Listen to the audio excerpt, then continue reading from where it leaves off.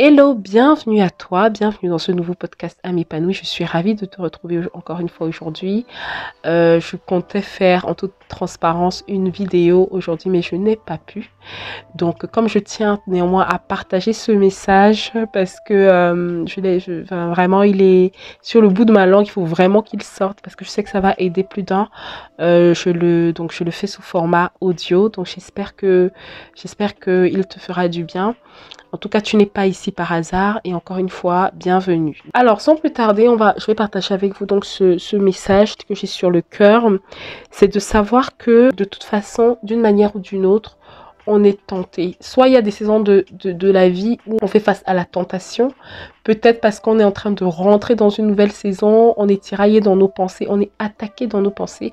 Parce qu'il faut bien le comprendre, la tentation, c'est une attaque. La tentation, c'est des situations comme ça où on se retrouve, où très clairement, l'autre option a l'air tellement plus reluisante que celle qu'on a sur le moment. Et on va en parler aujourd'hui. Je voulais partager avec vous 3 niveaux de tentation que l'ennemi nous présente. Il y a 3 niveaux de tentation.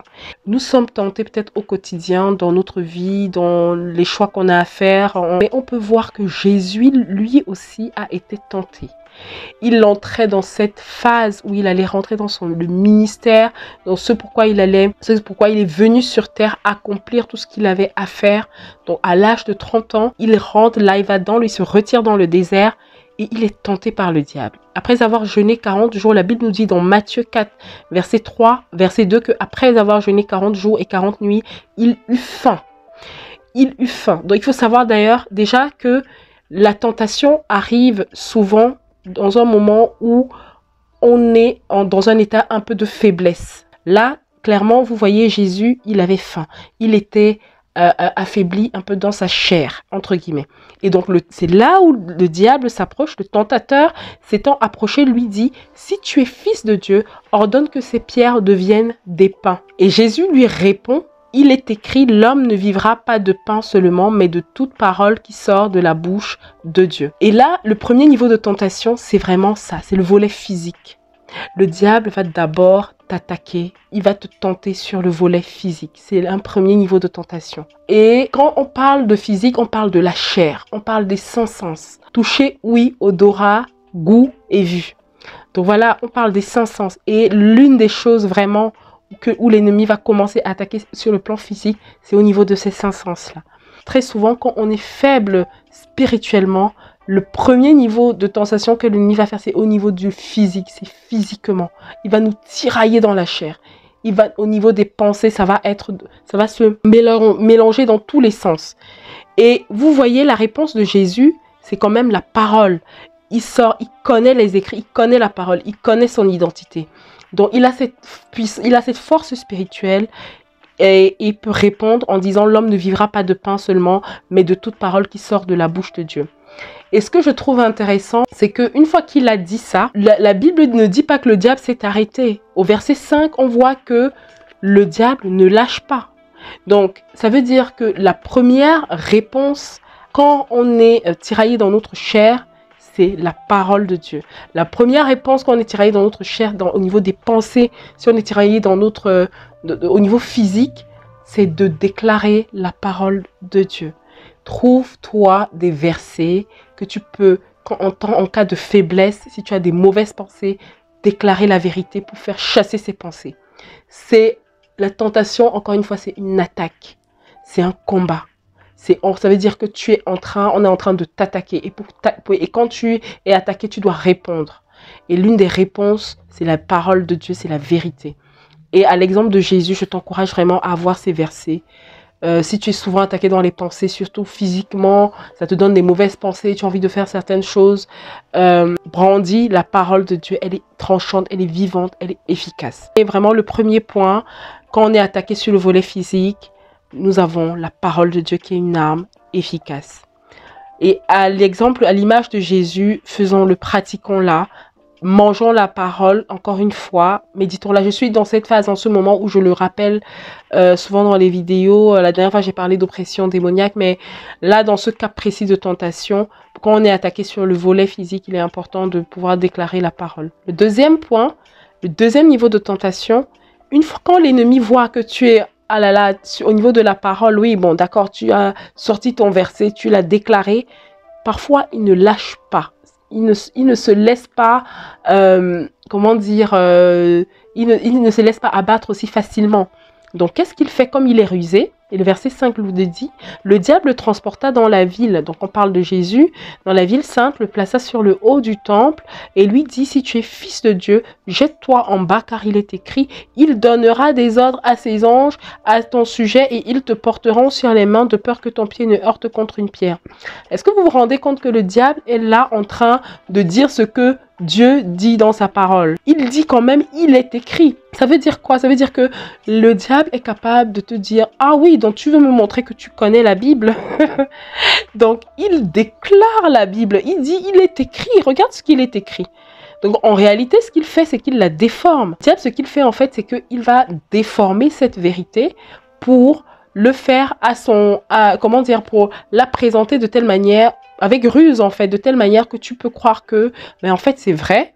Mais en fait, c'est vrai. Donc, ça veut dire quoi? Ça veut dire que à ce deuxième niveau, à ce deuxième stade, si au niveau de la parole de Dieu, la parole que tu déclares, tu n'as pas la révélation de ce que tu es en train comment dire, de déclarer, si tu n'es pas allé en profondeur, c'est-à-dire que tu n'es pas rempli du Saint-Esprit pour savoir que précisément, pour discerner que oui, il te dit ça, mais en fait, Jésus, lui, il rétorque aussi, il est aussi écrit, tu ne tenteras point le Seigneur ton Dieu. Donc, vous voyez que c'est une guerre là, on est dans une guerre de parole contre parole. Le diable sort la parole de Dieu et Jésus-Christ qui est rempli du Saint-Esprit, il rétorque par la parole en disant non, non, il est aussi écrit, tu ne tenteras point le Seigneur ton Dieu. C'est super important de comprendre que lire la Bible, c'est bien, connaître la Bible, c'est bien, mais sans le Saint-Esprit, il n'y a pas d'interprétation juste de la Bible. Il n'y a pas, sans le réma, en fait c'est le réma, c'est la révélation de la parole de Dieu qui donne toute la puissance et qui permet de discerner les ruses du diable, qui permet vraiment de faire tomber, de chasser l'ennemi entre guillemets. Parce que l'ennemi sait, le diable sait aussi quand tu déclares les versets comme ça pour déclarer ou que tu déclares des choses que tu comprends même pas, dont tu n'as pas la révélation. L'ennemi vient tenter aussi sur la Bible. Même si sur le volet physique, tu es attaqué, ensuite tu déclares la parole, il ne lâchera pas aussi facilement. Il peut te faire penser, il peut te donner des pensées. Par exemple, tu as à cœur de pardonner. En fait, tu reçois très clairement cette conviction de Dieu que tu dois pardonner à ta cousine qui t'a fait du mal. Ok? Tu dois vraiment faire table rase du passé, tu dois le pardonner pour pouvoir avancer. Et la veille du jour où tu as décidé de le faire, où tu as décidé de l'appeler, tu commences à recevoir des pensées du genre « Non, mais la parole dit dans Proverbe 4, verset 23, garde ton cœur plus que toute autre chose, car c'est de lui que proviennent les sources de la vie. » C'est la Bible. Dans ta pensée, tu reçois ça. C'est la Bible qui le dit. Donc, est-ce que tu vas rester là-dessus et dire « Non, mais en fait, oui, donc non, je ne vais pas le faire. » Ou est-ce que tu vas être beaucoup plus spirituel et tu vas discerner que ça, c'est une attaque? Ça, c'est une attaque. Ça, c'est une pensée qui m'est présentée par l'ennemi pour que je ne fasse pas ce que Dieu me demande de faire. Donc, Dieu dit aussi dans sa parole que je dois pardonner à mon prochain. Dieu dit aussi dans sa parole que je dois pardonner. Est-ce que vous voyez la subtilité de la chose? Comment on se fait avoir au quotidien au niveau des tentations? L'ennemi est capable de faire en sorte que tu ne fasses pas ce que Dieu veut en te présentant la parole et en donnant sur la base de la Bible. Hein. C'est-à-dire que tu le dis avec assurance sur la base de la Bible parce qu'il t'a présenté cette pensée et tu es sûr que tu es dans la vérité. Mais non, sans le Saint-Esprit, il n'y a pas d'interprétation possible de la Bible. Donc l'ennemi va peut-être t'attaquer sur la parole, il va la déformer parce que l'ennemi n'a pas le réma. Le réma, c'est la révélation de la parole de Dieu qui se fait au travers du Saint-Esprit. Comme il n'a pas le réma, il a le logos, il a la parole, il sait ce qui est écrit. Tu dois avoir ce discernement. Tu dois avoir ce discernement. Tu dois avoir ce discernement par le Saint-Esprit. Sans le Saint-Esprit, c'est compliqué, les amis, de pouvoir utiliser la Bible. Sans le Saint-Esprit, c'est le Saint-Esprit qui nous convainc, qui nous montre, qui nous aide à déchiffrer les subtilités. Et ça relève encore une fois de l'intimité que tu as avec Dieu, de la proximité que tu as avec Dieu pour pouvoir discerner le faux du vrai. comme je dis, enlever les arêtes du poisson. Et ça, c'est dans la communion avec le Saint-Esprit qu'on arrive à déchiffrer ça. Et l'ennemi ne s'arrête pas là. Vous voyez, la troisième situation, c'est le diable transportant encore sur une montagne très élevée, lui montra tous les royaumes du monde et leur gloire. Et il lui dit, je te donnerai toutes ces choses si tu te prosternes et m'adores. Jésus lui dit, retire-toi Satan, car il est écrit, tu adoreras le Seigneur ton Dieu et tu ne le serviras lui seul. Et j'ai envie de vous dire, le troisième niveau, c'est par rapport au cœur. C'est sur le volet du cœur. Oui, tu as échappé au volet physique. Il a compris. Il t'a lâché. Parce que tu as déclaré la parole. Oui, tu as déclaré la parole. Maintenant, il est venu aussi sur ton terrain de la parole. Tu as déclaré la parole. Il te déclare la parole. Tu sais discerner par le Saint-Esprit que ça, ce n'est pas de Dieu. Donc, tu arrives à le chasser.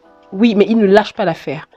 Dans ton cœur, qu'est-ce qu'il y a maintenant? Au niveau de ton cœur, est-ce que tu as des convoitises charnelles? Est-ce que tu as des choses, je sais pas moi, est-ce que tu as beaucoup d'amour pour l'argent? Ça, c'est le troisième niveau, hein. Vous voyez la troisième tentation quand même, l'ennemi est en train de lui proposer quand même de toutes les choses, les belles choses de la terre, les belles choses du monde, et beaucoup tombent à ce niveau-là. Et ça peut être quoi comme exemple? Aujourd'hui, tu as cette conviction que tu dois partir de l'entreprise où tu es en fait.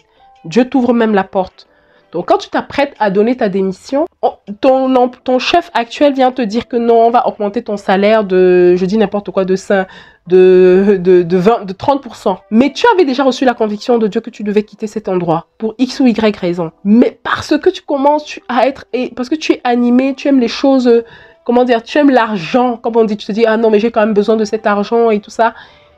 Tu te dis, non, je vais rester. Donc, tu désobéis. Et qu'est-ce qui se passe? L'ennemi remporte la bataille. Donc, tu restes encore là. Et malheureusement, où Dieu voulait t'amener, ça ne va pas se faire. Et c'est exactement... Essayez d'imaginer si Jésus avait accepté ce dernier point. S'il avait accepté, en fait, ce qui lui était proposé. Il avait accepté de se prosterner devant le diable. En tout cas, moi, je ne serais pas là aujourd'hui à vous parler. Je ne sais pas ce que serait devenue l'humanité, mais voilà quoi. Mais en gros, c'est 3 niveaux de tentation auxquels il faut faire attention. Il faut faire attention, l'ennemi est rusé. Nous sommes souvent attaqués à ces 3 niveaux-là. Je pense que ça va être intéressant. Là, je fais cet audio, mais je ferai vraiment une vidéo là-dessus pour en reparler. L'ennemi ne lâche pas aussi facilement. Et il y a ces 3 niveaux de tentation que Matthieu 4 nous montre. C'est vraiment profond. Le verset 11 dit, alors le diable le laissa et voici les anges vinrent auprès de Jésus et le servaient. Et j'aime beaucoup cette idée que après avoir résisté de la sorte, après avoir résisté par la parole, tenu ferme dans la parole, tenu ferme dans sa foi, le diable l'a laissé tranquille et les anges sont venus auprès de lui. Et je pense que c'est à cette espérance qu'on peut se rattacher quand on est dans les tentations, quand on tient ferme, quand on obéit. Il y a vraiment à la fin une victoire qu'on peut savourer et justement se retrouver du coup au bon endroit, à l'endroit où Dieu nous attend. Et je trouve ça tellement merveilleux finalement. Et je veux rappeler juste encore Jacques 4 verset 7 qui dit « Soumettez-vous à Dieu, résistez au diable et il fuira loin de vous. » Donc tu l'auras compris, il y a vraiment ces saisons-là, très, très, très délicates où l'ennemi va s'acharner. Il peut s'acharner parce que tu es en train de rentrer dans une saison. Vous savez, le diable n'est pas venu à n'importe quel moment le tenter. Il est venu vraiment le tenter dans le désert juste avant l'entrée dans son ministère. L'ennemi savait ce qui allait se passer. Il connaissait déjà quel était à peu près le plan. Donc, il a voulu contrer en essayant de lui présenter plusieurs choses qui semblaient intéressantes. Mais ça semblait simplement intéressant. Donc, le diable essaye toujours de nous faire douter sur ce que Dieu a déjà dit de nous. Il faut vraiment le comprendre. Le truc est déjà pour Dieu, c'est déjà acté, arrêté. Et le diable va essayer de te faire flancher pour changer la donne. Et c'est des saisons où il faut être très attentif et faire attention. Donc, je vais rappeler les 3 niveaux de tentation. Tu as le volet physique. Quand tu réussis à passer cette étape en déclarant la parole de Dieu avec justesse, avec foi, il s'en va, mais parfois il ne lâche pas. Il peut revenir, on est sur le même terrain de la parole, en te tentant au niveau toujours de cette même parole et pour voir effectivement si tu es vraiment rempli du Saint-Esprit. Si tu as le Saint-Esprit avec toi, si tu as ce discernement, si tu as ce réma de la parole, tu vas pouvoir relever cette deuxième étape. Et la troisième étape, c'est cette tentation au niveau de ton cœur. Il se passe quoi là au niveau des tentations, au niveau est-ce que tu as la convoitise des choses matérielles ou est-ce que tu as des blessures, qu'est-ce qui se passe? Et c'est pour ça que dans ce cas-là aussi, même si Jésus arrive, vous voyez dans le troisième cas, même si Jésus a dit tu adoreras le Seigneur ton Dieu et tu le savais de lui seul, ça veut dire que dans son cœur quand même, il n'y avait rien de tout ça. Il n'a pas juste sorti cette parole comme ça, c'est que il le dit avec tout son cœur, avec tout son être, qu'il n'y a que Dieu qu'il doit adorer. Donc ça veut dire que sur le trône de son cœur, il n'y a pas d'idole. Sur le trône de son cœur, le numéro 1, c'est Dieu. Dieu d'abord. Donc c'est bien beau les richesses, c'est bien beau l'amour des hommes, c'est bien beau tout ce que vous voulez, mais Dieu d'abord. Donc vraiment, c'est un passage moi qui m'a beaucoup parlé. Donc j'espère que ce sera le cas pour toi. Je t'ai apporté quelques éléments des révélations que j'ai eues, que j'ai aussi reçues. Donc voilà, j'espère que ça t'aidera dans la saison dans laquelle tu es. Je pense quand même que ce serait bien de faire une vidéo là-dessus. Je ferai peut-être encore une vidéo là-dessus pour revenir sur certains points. Et je te dis vraiment à très bientôt pour une nouvelle vidéo, nouveau podcast. Sois béni.